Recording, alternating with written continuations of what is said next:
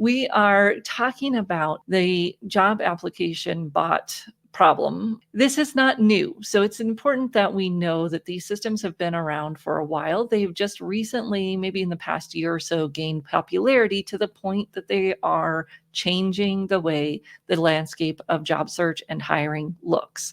So we actually had our first presentation about LoopCV. So LoopCV is one of the technologies that does this, where it will automatically apply to jobs for you.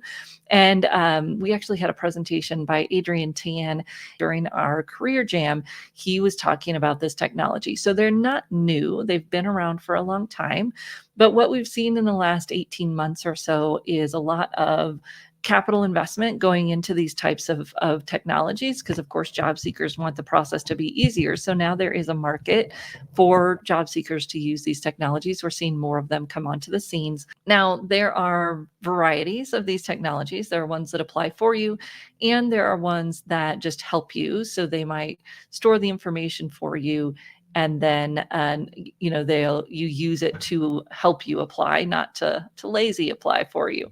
So there's a variety of these types of systems on the market. Say hello, let me know if you're using or have had clients using any of these tools and what you think in the tool that you've been using. I'd love to hear what you all are seeing, what technologies you're seeing people use. LazyApply, LoopCV, Massive, Simplify, which auto-fills but doesn't necessarily apply for you, and it's causing a stir.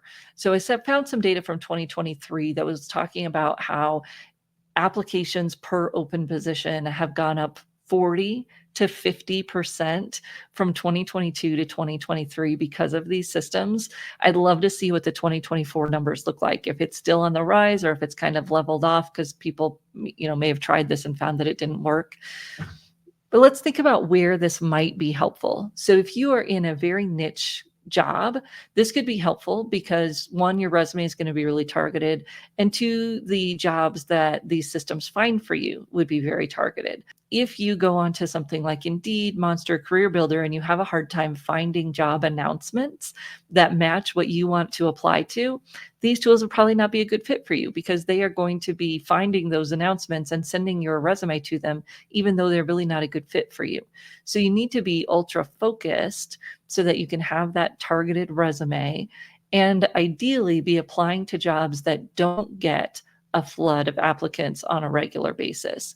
So when you're applying to jobs that already get a flood of applications, like administrative assistants, some kind of entry-level roles, if you've got 20,000 applicants for a job, it's just hard to stand out. I would look for these technologies to help my clients who aren't in the most common roles, the things that get hundreds, thousands applicants. I would look that these might help my clients if they are in a more niche field. The other thing is most of these systems have where it finds jobs, it sends you a thing, and then you hit OK. So it's a little bit more automated than just a job alert, but it's not actually automated out there applying to things for you. You are paying however much a month, some of like 25 to $60 a month, depending on this technology and the level of automation that you want to pay for or the number of jobs you want to pay for. So you're paying to be one of 1,000 applicants or one of 1,500, 20, whatever it is. Is that where you want to use your money? It does save you time. Is this where you want to spend your money? And for some of our clients, it might be, and it's a good experiment. So then we say, okay, if we're going to do an experiment, are we getting good jobs? You want to pay attention to spam. You want to be really careful of spam when you use these types of systems. And because you are going to be opening yourself up to getting more spam, it's really easy to post a fake job where people can apply through LazyApply on LinkedIn, actually is skimmable by these types of systems. So it's easy to post a job, don't have to pay that much or anything. And I start getting automated applicants who are giving me their email address, and then I can send out an automated email to get their information and scam them all. So I do think that if you use these technologies, you want to be careful that you are opening yourself up to that possibility and set up a separate email be really careful about how you respond to emails that come to that email address. And always be careful of the systems that say they use AI to target your resume, because when they use AI to target your resume, they also put in inaccuracies, they put in things that don't sound right, and they may take out your specifics, accomplishments, the things that make your resume great. So this is changing the job market, because now we've got thousands of applications coming in for open jobs.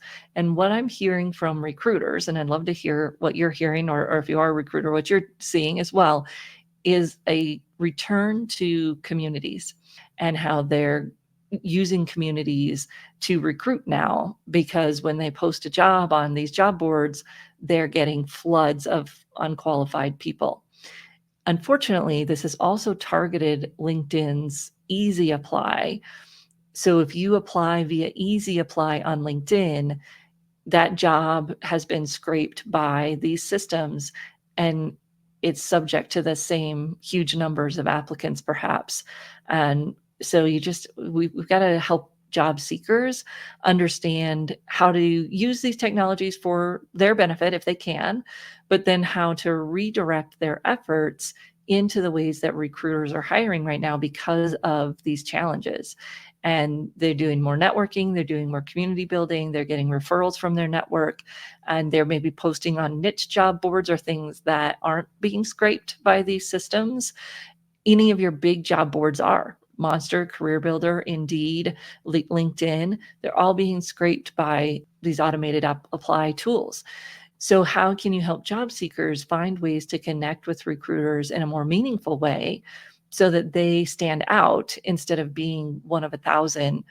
If I'm getting 1,000 resumes for a job, even the keyword match and you floating to the top is like throwing a coin in the wishing pool, right? I mean, yes, we do want to do that. We want to think about aligning our stories to the job, deep level and obviously the keyword level, but you can't just focus on the keyword level, because then you might get through the system, but you're still not going to get through the first level of reviewer, because there's going to be 100 of people get through the system, especially if they're using AI.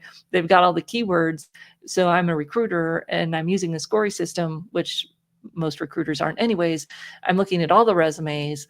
Half of the resumes are junk because they're written by AI and they don't include any real information about the person. Technology is not going to fix this problem. I don't think we're necessarily going to see more scoring systems, because the AI prevents the scoring systems from really being effective, because you can game the system but with an AI written resume. But as a recruiter, I'm still getting junk because you may not have actually really done those things. So there's going to be a shift. Well, it's already started in how the recruiting happens. We're seeing more referral programs talked about. We're seeing more communities talked about. And we've really got to help our job seekers figure it out. An applicant tracking system optimized resume is not going to fix their problem. It's important, but it's kind of important at a deeper level so that they understand the job and how they connect to the job and how their qualifications connect to the job. But it's still probably not going to get them to rise to the top, because there's just too much noise in the system. We've really got to help job seekers job search differently. There's easier ways, there's more proactive ways to key into the hiring manager. And that's what we want our clients to start doing. Because if you're focused on online, if you're focused even on the keyword matching games, you're really missing what's really happening. And in certain careers, certain types of careers, when you're trying to network on LinkedIn, it might be like going to a networking event where no one is there.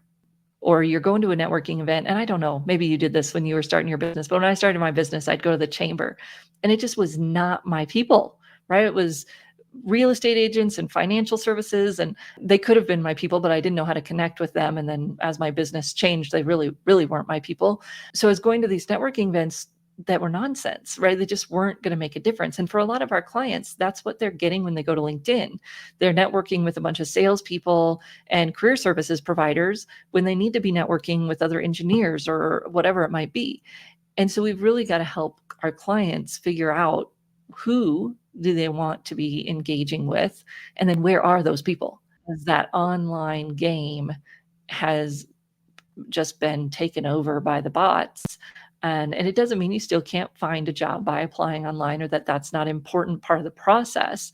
I'm not saying stop applying online, because then you might miss something that actually is a good fit. But you've got to do the other pieces as well and realize what's going on in that online space so that you can do it smarter. Go to the niche job boards, go to the company's actual website, right? Do the things that connect you as directly as possible to the actual openings versus applying on some of these bigger sites, and be smart about what types of jobs am I trying to get, and what does that look like? And what does that market look like right now? It's a great networking question to ask a recruiter, right? Instead of ask a recruiter, do they have a job? You could ask, what's the market look right now? What's, average number of applications that you're getting for a role? Asking some of those questions so that you can get a feel for, in your industry, in your geography, what does that look like? And then be careful about the requirements that you might be placing on a job. And what do you really need? What are your non-negotiables? And what are some of those things that you could compromise on to get going or start again in the industry?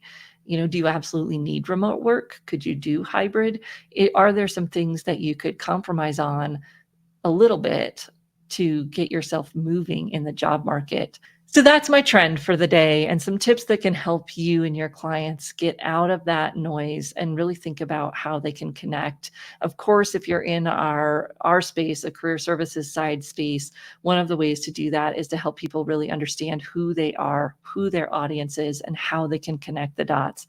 And that's what our personal branding process is all about. Deep understanding of who you are, what you want to do, and who your audience is, so that you can create messaging with your clients that connects the dots. Resume Writer is going to go through this program about how this is how I shifted from doing mostly resume writing when I first started as a coach. Even with my master's in counseling, resume writing was kind of the easiest business to get. But what I noticed was that a lot of people didn't know who they were or how they were different from their competition. And so their documents were really ineffective, even if they were all keyword matchy. They were really ineffective because they didn't have that depth of connection between my true self and accomplishments that matter, and the company and what they value. And this branding takes it to that deeper level so that you can be more effective in your job search, not just in your resume and your documents, but really in everything that you do. We've got a certified personal branding strategist who use this program with business owners, with leaders who want to get more visibility. It was done for a long time at one of the big 4 accounting firms. So it's well vetted in helping leaders be more effective and visible, in addition to helping job seekers and small business owners like us be more effective in our communications and our marketing. Anyways, I look forward to seeing you next Tuesday for the Now, the New, and the Next in Careers. If you've got a topic that you think we should cover, send it on over. We'd love to do that. And we'll see you next Tuesday. We talk about the Now, the New, and the Next in Careers. Thank you, everyone. The